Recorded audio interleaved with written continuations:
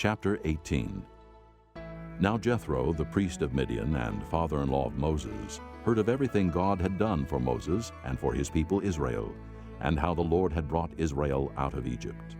After Moses had sent away his wife Zipporah, his father-in-law Jethro received her and her 2 sons. One son was named Gershom, for Moses said, I have become an alien in a foreign land. and the other was named Eliezer, for he said, My father's God was my helper. He saved me from the sword of Pharaoh.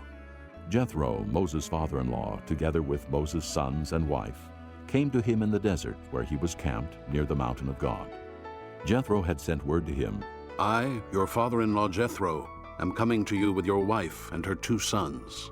So Moses went out to meet his father-in-law and bowed down and kissed him. They greeted each other and then went into the tent.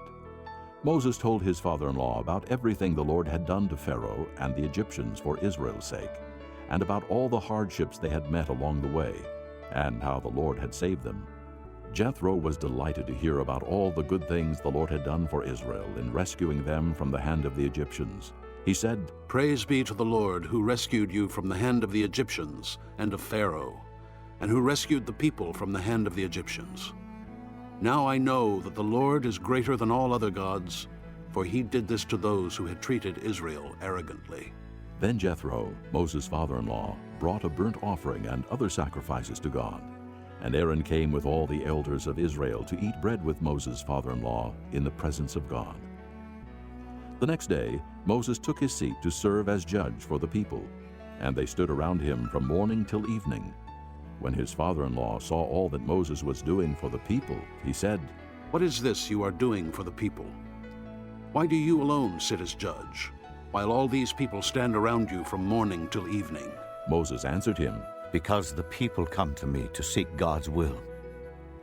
Whenever they have a dispute, it is brought to me, and I decide between the parties and inform them of God's decrees and laws. Moses' father-in-law replied, What you are doing is not good.